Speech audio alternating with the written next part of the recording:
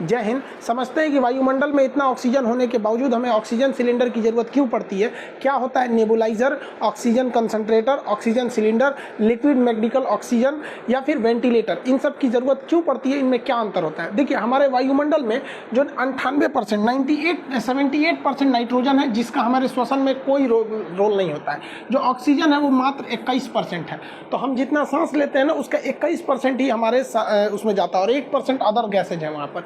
तो इस 21% में से फेफड़े को नाइट्रोजन अलग करना पड़ता है, बाकी सारे गैसों को अलग करना पड़ता है। लेकिन जब हमारा फेफड़ा डैमेज हो जाता है बीमारियों की वजह से, तो वो ये सारी क्रिया को नहीं कर सकता है। इसलिए हमें क्या चाहिए कि उसको टोटल का टोटल प्योर ऑक्सीजन दे और उस ऑक्सीजन को उसे छांटना ना पड़े। हालांकि फेफड़े टोटल दिए गए ऑक्सीजन का केवल 4% ही लेते हैं। 21% ऑक्सीजन जो लिया जाता है उसका 4% ही यूज हो पाता है। लेकिन यहाँ पर फेफड़ों को ज़्यादा वर्क करना पड़ता है। सबसे पहले नाइट्रोजन और अलग की गैसों करो, फिर उसमें से 4% निकालो। इसलिए मरीज को डायरेक्ट दिया जाता है 99% शुद्ध ऑक्सीजन, जिसमें से वो उसका शरीर उस 4% के आसपास ऑक्सीजन को एब्जॉर्ब कर लेता है। देखिए, नेबुलाइजर एक ऐसी मशीन होती है, वो जो छोटी सी मशीन है, ये हवा से ऑक्सीजन को सक करती है और इस सक किए हुए ऑक्सीजन को भेज देती है फेफड़े में। ये 80 से 85 से 95% शुद्ध ऑक्सीजन को ये खींच लेती है। ये छोटी सी मशीन होती है, नेबुलाइजर बोलते हैं।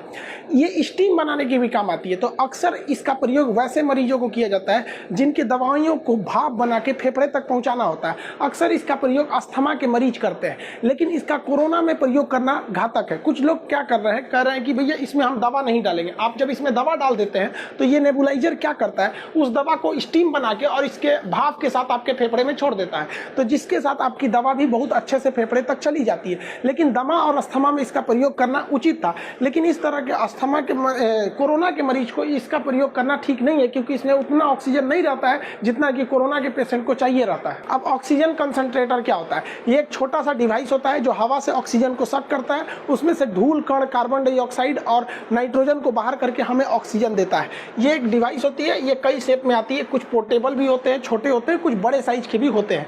इनमें 90 से 95% शुद्ध ऑक्सीजन होता है, यानी ये नेबुलाइजर से ज़्यादा मात्रा में ये ऑक्सीजन हमें प्रोवाइड कर सकते हैं और ये 24 घंटे हमें ऑक्सीजन दे सकते हैं, क्योंकि इन्हें बिजली या फिर बैटरी के सप्लाई से चलाया जाता है। ये ऑक्सीजन सिलेंडर की तरह इसमें कभी ऑक्सीजन खत्म नहीं होता है। अगर इसमें पावर सप्लाई है तो ये ऑक्सीजन कंटिन्यूअस बनाते रहेगा। इसमें ऑक्सीमीटर लगा रखे हैं, इसमें ऑक्सीजन का फ्लो को भी कंट्रोल किया जा सकता है। ये जो होते हैं, ये इसमें ना सीरियस मरीज के लिए इसका प्रयोग नहीं किया जा सकता। ये केवल माइल्ड यानी हल्के या फिर मीडियम मॉडरेट लेवल के मरीजों के लिए इसका ही प्रयोग किया जाता है। सीरियस प्रयोग नहीं हो सकता, इसलिए इसे आईसीयू में नहीं रखा जाता। ऐसा क्यों नहीं रखा जाता है? देखिए, जो ऑक्सीजन कंसंट्रेटर होता है, इसका जो ऑक्सीजन का प्रेशर होता है वो बहुत लो प्रेशर होता है। ये 1 मिनट में 5 से 10 लीटर ही ऑक्सीजन देता है। 1 मिनट में 5 से 10 लीटर ऑक्सीजन को ये फ्लो करा सकता है। लेकिन जो एक गंभीर रूप से मरीज बीमार है, जो आईसीयू में है, कोरोना एकदम भयानक स्थिति में है, उसको 40 से 50 लीटर ऑक्सीजन चाहिए, जो आईसीयू में रहते हैं। तो ये केवल 5 से 10 लीटर ऑक्सीजन प्रति मिनट दे सकता है, वो लो प्रेशर पे। इसलिए इसका प्रयोग हम आईसीयू में नहीं करते। लेकिन अभी क्या है कि कोरोना के जो स्थिति आई है, इसमें ऑक्सीजन है, जिसको मतलब हाई प्रेशर ऑक्सीजन सबको दिया जा रहा है। ऑक्सीजन कंसंट्रेटर की कमी होने की वजह से ये बहुत हल्का होता है, जिस वजह से इसे ट्रांसपोर्ट करना बहुत ही इजी होता है। लेकिन ये काफ़ी महंगे आते हैं, 30 से 50 हज़ार के रेंज में ये आते हैं। इनमें एक ही खासियत होती है, इन्हें ऑक्सीजन सिलेंडर की तरह रिफिल नहीं करना पड़ता। ये कभी खत्म नहीं होते। इलेक्ट्रिक है या बैटरी है तो ये हमेशा कंटिन्यू चलते रहेंगे। ये ऑक्सीजन कंसंट्रेटर जो होता है वो काम करता है PSA टेक्नोलॉजी पर। PSA का मतलब प्रेशर स्विम एब्जॉर्प्शन टेक्नोलॉजी होता है। इसके तहत ऑक्सीजन हवा से गैसों को लिया जाता है, सक किया जाता है और उसमें नाइट्रोजन और बाकी गैसों को छोड़कर और ऑक्सीजन को कंसंट्रेट कर लिया जाता है। इसीलिए इसे ऑक्सीजन कंसंट्रेटर कहते हैं। ये छोटे मात्रा में होता है, इसको बड़े प्लांट में लगा दिया जाता है। जब इसी कंसंट्रेटर का बहुत बड़ा प्लांट लगा देते हैं तो उसी को हम लोग कहते हैं PSA प्लांट। इसी प्लांट को बहुत से बाहरी हॉस्पिटल वगैरह के बाहर लगाए गए हैं। इवन मोदी जी ने भी जो घोषणा किया है इसी प्लांट के बारे में, उन्होंने कहा है कि जो PM केयर फंड में पहले 162 और अभी 551 के आसपास, मतलब 550 के आसपास वो जो ऑक्सीजन कंसंट्रेटर का जो बड़ा रूप है, जिसे हम लोग PSA कहते हैं, ये टेक्नोलॉजी लगाने की बात की गई है हर एक हॉस्पिटल के बाहर। देखिए देश में अभी भी ऑक्सीजन का टाइम पर नहीं पहुंच पा रहा है, कुछ किल्लतें दूर हुई हैं लेकिन अभी भी उतना दूर नहीं हुआ है।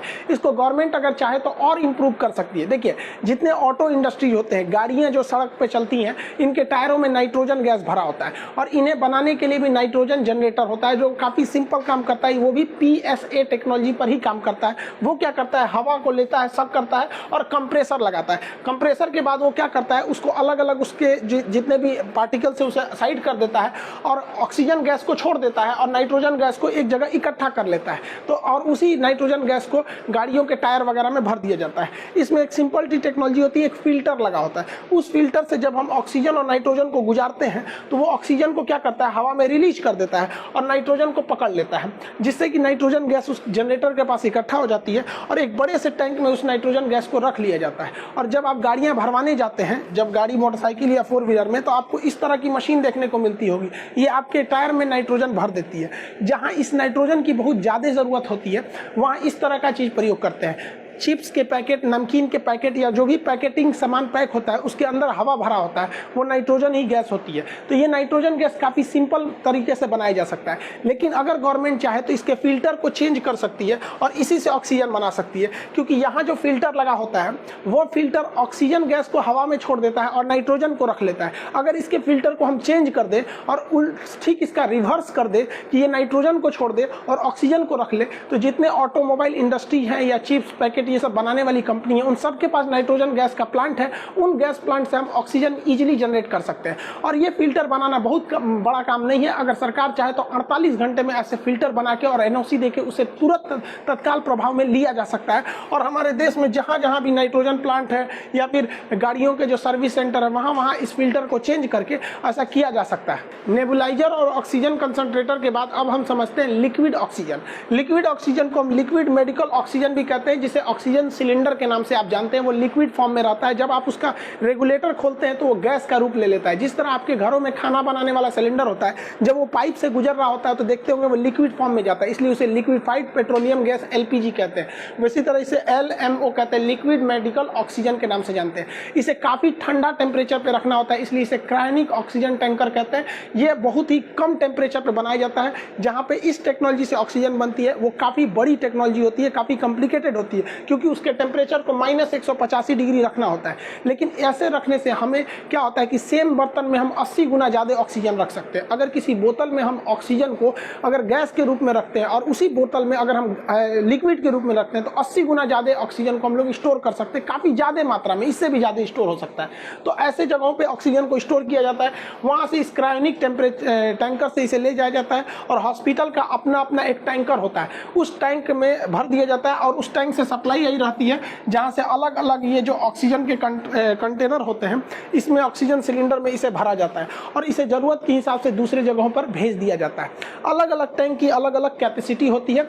अब आप कहेंगे कि सर जो मरीज सीरियस है उसकी क्षमता जो होती है वो 1 मिनट में 50 लीटर सांस ले लेता है, तो ये कितने क्षमता के होते होंगे? तो अलग अलग इसकी कैपेसिटी होती है, साइज के हिसाब से कैपेसिटी होती है। ये लगभग 4000 लीटर की क्षमता का भी आता है। पर मिनट अगर आपको 50 लीटर की जरूरत है तो इसके पास जो क्षमता होती है बड़े साइज वाले के 4000 से 5000 लीटर की क्षमता होती है। तो अलग अलग क्षमता पे इसे अलग अलग जगहों पर ले जाया जाता है। इस लिक्विड ऑक्सीजन यानी ऑक्सीजन सिलेंडर की खासियत क्या होती है? इसमें 99% शुद्ध ऑक्सीजन पाया जाता है और ये बहुत ही प्रेशर के साथ भेजता है। प्रेशर के साथ भेजने की वजह से इसमें ऑक्सीजन का मात्रा ज्यादा रहता है, 40 से 50 लीटर ऑक्सीजन ये पर मिनट दे सकता है, जिस वजह से इसका प्रयोग हम सीरियस मरीजों के लिए करते हैं जो ICU में भर्ती होते हैं। लेकिन इनकी समस्या यही है कि इनसे आप 24 घंटे सप्लाई नहीं ले सकते हैं। जैसे इनका टैंकर खाली होता है तो ये सप्लाई देना बंद कर देते हैं, इन्हें रिफिलिंग करना पड़ता है। लेकिन एक प्लस पॉइंट ये है कि इनको किसी भी तरह के पावर की जरूरत नहीं पड़ती है, इन्हें इलेक्ट्रिक सप्लाई या बैटरी सप्लाई की जरूरत नहीं पड़ती है। अभी ज्यादातर प्रयोग हॉस्पिटलों में इसी का प्रयोग हो रहा है, यही ट्रेडिशनली प्रयोग होता ही आया है। एम्बुलेंस वगैरह के अंदर भी यही रखा रहता है। ये क्या करता है, ऑक्सीजन को प्रेशर के साथ इस ऑक्सीजन मास्क के साथ यहाँ छोड़ देता है और मरीज को खुद से सांस लेना पड़ता है। इसमें मरीज खुद सांस लेता है, लेकिन बहुत बार ऐसा होता है कि मरीज सांस नहीं ले पाता, उसके फेफड़े इतने डैमेज हो जाते हैं, इतना काम नहीं कर पाते। कभी जैसे कोरोना के मरीज हो गए या फिर एक्सीडेंट हो गया या कोई बड़ा ऑपरेशन हो गया जिसमें ब्रेन को मतलब एनेस्थीसिया देना पड़ता है, तो फेफड़े जब काम नहीं कर पाते हैं, खास करके अभी के वक्त में तो कोरोना चल रहा है, तो जब फेफड़े काम नहीं करते हैं तो उस स्थिति में हमें बाहर से ऑक्सीजन को ढकेलना पड़ता है। यहाँ क्या था कि ये ऑक्सीजन सिलेंडर यहाँ से ऑक्सीजन छोड़ता था और बस ये ऑक्सीजन के पाइप से यहाँ के यहाँ ऑक्सीजन मुंह के पास निकल जाता था, इंसान अपने से सांस ले लेता था। लेकिन जब फेफड़े डैमेज हो जाते हैं तब उस कंडीशन में काम आता है हम लोग का वेंटिलेटर। इसे मैकेनिकल वेंटिलेटर कहते हैं। ये मशीन होती है, ये पल्स रेट और आपका ऑक्सीजन लेवल वगैरह ये सब चीज़ों को यहाँ दर्शाते रहती है। इसमें प्रेशर होता है, इसमें 2 वाल्व नली होती है इसके अंदर में। ये क्या करता है, प्रेशर से ऑक्सीजन को फेंकता है और फिर उसको वापस लेके आता है। मतलब फेफड़ों तक ये ऑक्सीजन, ये मुंह तक ऑक्सीजन नहीं छोड़ता है, ये फेफड़े तक पहुँचा देता है। तो इसके भूल में मत रहिएगा कि ये यहाँ मुंह तक होता है, इसे फेफड़े तक ढकेल के इस मशीन को अंदर ले जाना होता है वेंटिलेटर को। ये लास्ट पोजीशन होती है मरीज की जान बचाने की, डॉक्टर की। अब इसको पहनाना, ये वेंटिलेटर होता है, इसे लगाना अपने आप में बहुत चैलेंजिंग है, क्योंकि मरीज को तभी लगाया जाता है जब निश्चित अवस्था में होता है, उसके मुंह को खोलना होता है। तो ये लोहे की रॉड देख रहे हैं, स्टेनलेस स्टील की ये रॉड होती है, इसके बीच में एक छेद होता है इस रॉड के अंदर के। तो इसी में क्या करता है डॉक्टर, पहले इस रॉड से इस मरीज के मुंह में ऐसे डाल देता है। आप इस रॉड को देखेंगे तो ये यू शेप में होता है, ऐसे इसमें रॉड डालता है और उसके जबड़ा को उठाता है। जब इस जबड़ा को उठा देता है तो उसको ये नली दिखाई देती है। तो इस रॉड के पीछे एक छेद होता है, उसी छेद से ऑक्सीजन के पाइप को अंदर डालता है। आप अगर यहाँ देखेंगे तो ये रॉड जो है यहाँ से इस छेद के अंदर से इसको लेके गया गया है यहाँ पर, और इसको फेफड़े तक पहुँचाया गया है। दोनों फेफड़े के बीच में इसे ड्रॉप किया जाता है। अब ध्यान दीजिए, यहाँ पर अगर क्लियर इमेज देखेंगे तो ये हैंडल है जिससे इसको उठाया गया है यहाँ पर, और इसके पीछे खाली जगह होता है, उसी से इस पाइप को ले आके अंदर, यहाँ देखिए इस पाइप को यहाँ छोड़ दिया गया। फिर बाद में इस लोहे वाले को बाहर निकाल दिया जाता है। वो केवल मैकेनिकल सपोर्ट देने के लिए था और उसका जबड़ा उठाने के लिए, वरना ये गला सट जाता है। कभी कभी ये मिलता नहीं है तो डॉक्टर को इसे यहाँ से उठाना भी पड़ता है, काफ़ी मुश्किल काम होता है। उसके बाद एक और चैलेंजिंग काम क्या होता है कि जो यहाँ पर हम लोग ऑक्सीजन का ये पाइप ले गए हैं, इस पाइप के मुंह को हम लोग कफ कहते हैं, ये बीचों बीच रहना चाहिए। ये ट्रैकिया होता है, इसको बायोलॉजी के क्लास में आपको रेस्पिरेशन तक तो पढ़ाई दिए थे। ये ट्रैकिया है, यहाँ से 2 बार हो जाते हैं ब्रोंकाई, और फिर आगे जाके ब्रोंकियोलेस होता है, फिर एल्वेली होता है। तो इस कफ को ना यहाँ पर ले आके रखना होता है ताकि ऑक्सीजन दोनों फेफड़े में बराबर जाए। और अगर ज़्यादा नीचे ला देंगे, जैसे यहाँ देखिए ये कफ को यहीं पे रखा हुआ है यहाँ पर, और यहीं से ऑक्सीजन को छोड़ देना है ताकि दोनों फेफड़े में ऑक्सीजन बराबर जाए। और अगर एक साइड में हो जाएगा तो एक ही फेफड़े में ऑक्सीजन जाएगा। और इतना लगाने, जब ये लगा दिया जाता है तब उसके बाद से इस मशीन से प्रेशर दिया जाता है फेफड़े में, और वो मशीन जब फेफड़े में प्रेशर देती है तो हवा अंदर जाता है लंग्स में, फिर यही मशीन उसको निगेटिव प्रेशर करके वापस खींचती है, एक बार ढकेलती है, एक बार खींचती है। ये लास्ट होप होता है मरीज को बचाने के लिए। आप ओपीडी, इमरजेंसी या आईसीयू वार्ड सुने होंगे। देखिए ओपीडी क्या होता है, इसका फुल फॉर्म होता है आउटर पेशेंट डिपार्टमेंट। जैसे पटना, एम्स पटना का ये ओपीडी है। इसमें क्या होता है, कोई भी बाहरी मरीज जो है, जो चलने फिरने के काबिल है, जिसको कोई बीमारी हुई है, वो सबसे पहले ओपीडी में आता है। डिपार्टमेंट है ओपीडी। इस ओपीडी डिपार्टमेंट के बाद पूछता है काउंटर कहाँ है, तो काउंटर पे जाके वो अपना नाम, पर्ची उर्ची कटवाता है। यहाँ उसको पर्ची मिलता है जहाँ बताया जाता है उसे कौन डॉक्टर और किस कमरे में देखेंगे, तो उस पर कमरा नंबर वगैरह डॉक्टर बता दिया जाता है। फिर आप जाते हैं डॉक्टर के पास। डॉक्टर के पास जब जाते हैं, ओपीडी के बाद पर्ची कटाने के बाद अब कब नंबर आया, डॉक्टर जब देखते हैं तो डॉक्टर आपको दवा लिखते हैं, फिर बुलाते हैं कि अगले दिन आइएगा। या कभी कभी डॉक्टर देखते हैं कि नहीं, इनकी तबीयत ज़्यादा खराब है, इन्हें ऑपरेशन या वगैरह किसी चीज़ की ज़रूरत है, तो आपको ऑपरेशन के लिए भी बुला सकते हैं। हो सकता है कि वो उसी दिन ऑपरेशन के लिए एडमिट ले ले, अक्सर ऐसा होता नहीं है, वो आपको किसी और दिन एडमिट के लिए बुलाते हैं। फिर आपको वो एडमिट करके आपका ऑपरेशन थिएटर, जिसे शॉर्टकट में ओटी कहते हैं, तो ऑपरेशन थिएटर में ले जाते हैं और आपका ऑपरेशन कर देते हैं। ऑपरेशन करने के बाद अब आप ऑपरेशन थिएटर में आराम नहीं ना कीजिएगा, आपका रिश्तेदार हुआ जाके खाना ना खिलाएगा, कहीं ना कहीं रखेगा। तो जब आप अगर आप नॉर्मल मरीज हैं तो आपको ऐसे ही वार्ड में शिफ्ट कर दिया जाता है। लाइन से ऐसे चौकी लगल रहता है, उसमें बैठल रहिए यहाँ पे। और अमीर आदमी है तो आपको एक रूम दे दिया जाता है, और नॉर्मल है तो ऐसे वार्ड में रख दिया जाता है। इस वार्ड में डॉक्टर कभी कभार 3-4 घंटा पे आ जाता है, क्योंकि जो सीरियस मरीज नहीं रहते हैं उन्हीं को ओपीडी में ले जाया जाता है, नॉर्मल वालों को। तो जिनका ऑपरेशन है वही ऑपरेशन थिएटर और वार्ड में जाते हैं, और नहीं जिनका ऑपरेशन नहीं होना है, नॉर्मल दिखाना है, किसी को ब्रेन दिखाना है, आँख दिखाना है, ये अगर ऑपरेशन नहीं है तो ओपीडी में जाइए, पर्ची कटाइए, डॉक्टर से मिलिए, दवाई लिख के जाइए, कब खाना है खा के आइए। लेकिन एक होता है इमरजेंसी डिपार्टमेंट। इमरजेंसी में कोई खुद नहीं जा पाता है, कोई दूसरा आदमी ले जाता है। मान के चलिए भयानक एक्सीडेंट हो गया, कोई गोली मार दिया, कोरोना का एकदम सीरियस मरीज हो गया, तो इस सब में इमरजेंसी होता है। यहाँ पर आप तुरंत यहाँ पे पर्ची कटाना थोड़ा सिंपल होता है। इमरजेंसी में जैसे जाते हैं तुरंत आपको आईसीयू में भेजा जाता है, इंटेंसिव केयर यूनिट।